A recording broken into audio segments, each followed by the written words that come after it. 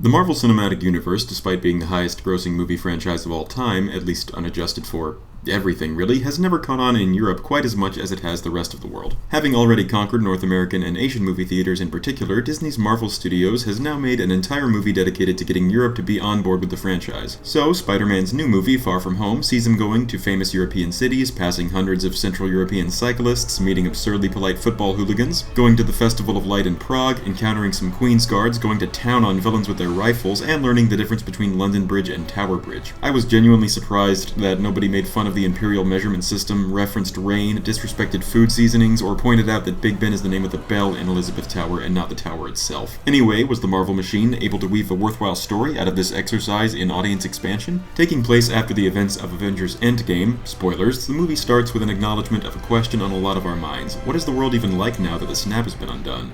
Oh, the movie calls it the blip, by the way, but that's a stupid name. I remember when they were trying to push it as the decimation, but I'm gonna keep calling it the snap until they call it something better. So everyone who wasn't snapped is 5 years older now, and those who just came back from the snap now have to retake their most recent school year. The school year is actually over at the start of the movie, and Peter Parker and the rest of his Quiz Bowl club are going on a vacation to various scenic locations in Europe under the pretense that they'll learn about science. Yeah, J.B. Smoove plays a science teacher here, and it's pretty funny, but I really get the sense that they originally intended his role to be the gym teacher Hannibal Buress played in the first one. I'm a fan of both comedians though, so it doesn't matter to me. Peter wants to tell his love interest, Mary Jane Watson, how he feels about her, but keeps getting sidetracked by Nick Fury, who wants him to team up with the new superhero Mysterio to fight giant monsters who are made of and control the 4 classical elements. They even make fun of people like me who thought it was Hydro Man, Molten Man, and Sandman in the trailer, and I don't know, I guess Vapor from the UFOs?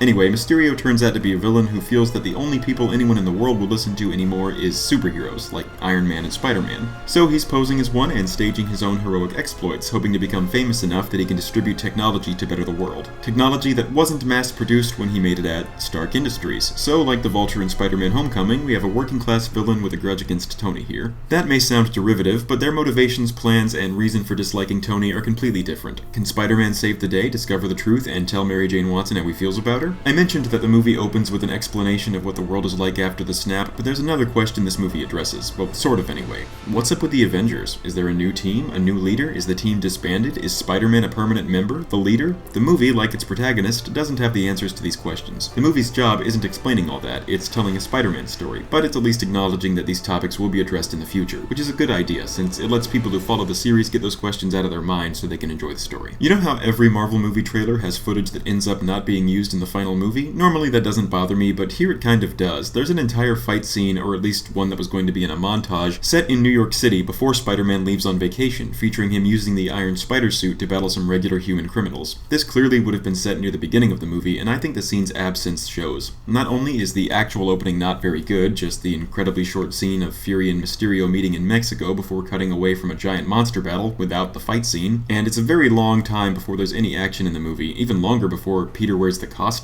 More importantly, this scene would have shown that things are going well for Peter in his day-to-day life before it all starts going wrong on the trip, and before he gets in a fight way above his power level in Venice. I hope that the deleted scene is finished by the time the home media version is released. Mysterio himself is another in the recent string of good Marvel villains. It seems they finally found a consistent way to avoid the problem they used to have of boring villains. Sure, Captain Marvel, Thor Ragnarok, and Doctor Strange had lackluster villains, but every other Phase 3 movie has had really good ones. Jake Gyllenhaal's Mysterio is a villain posing as a hero, and his act is very believable. At least it's believable that it would fool those who didn't already know who he was. He doesn't go for a tough guy action hero voice, opting instead for being very soft-spoken, as smart as Tony Stark, and as good at giving advice as Captain America. It's easy to see why Peter and others would be vulnerable to his deception. Spider-Man movies tend to have really good villains. Green Goblin, Dr. Octopus, Sandman, Lizard, and Vulture, for instance, and Mysterio's right up there with those guys. The scene in which he makes Spider-Man see all kinds of terrifying illusions is one of the best scenes in any Spider-Man movie, both the perfect Mysterio scene and the best scene in the film. They even borrow a moment from the Spider-Man 2 video game Mysterio levels. I also liked that they came up with a reason for Mysterio to wear a fishbowl helmet. Zendaya plays Mary Jane Watson. Her character's actually named Michelle Jones, but they call her MJ, and we all know why.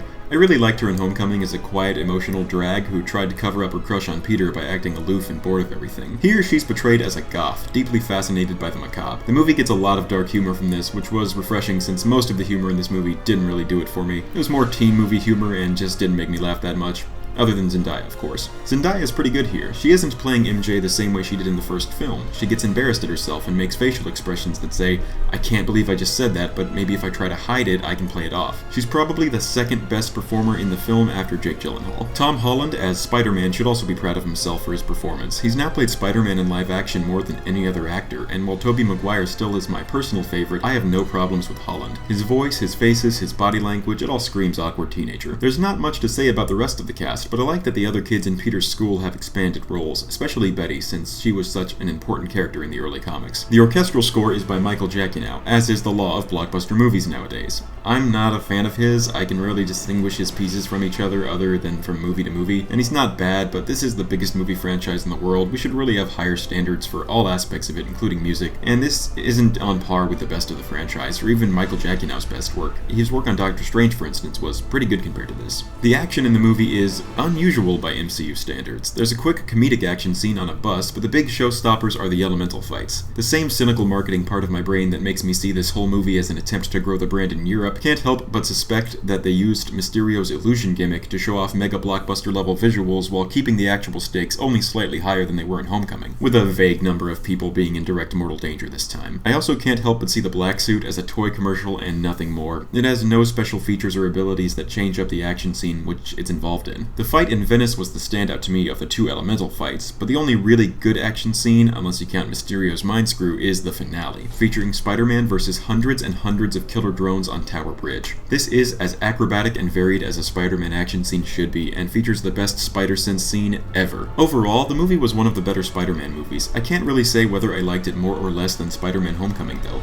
I liked Homecoming all the way through, whereas with Far From Home, I liked the first half a little bit, and I liked the second half a lot more. Still a strong recommendation for anyone from me. Not as good as the first two Raimi films or Into the Spider-Verse either, by the way. Normally this is where I'd stop, but there are two post-credit scenes for this one, and they both add a lot to the overall experience. There are major spoilers in these scenes, so go see the movie first if you want to be surprised. The first credits scene sees the return of J.K. Simmons as J. Jonah Jameson, something I've wanted since The Amazing Spider-Man all the way back in 2012. Just while you're all giddy about that, JJJ shows a doctored video by Mysterio where the villain tricks everyone into thinking Spider-Man murdered him and then reveals Spider-Man's secret identity. Cut to black. See you in 2 years. Even though this credit scene probably should have just been the end of the movie, it's a heck of a scene. The second one reveals that Nick Fury and Maria Hill have been Skrulls, impersonating them the whole film, including Skrull leader Talos in Fury's role.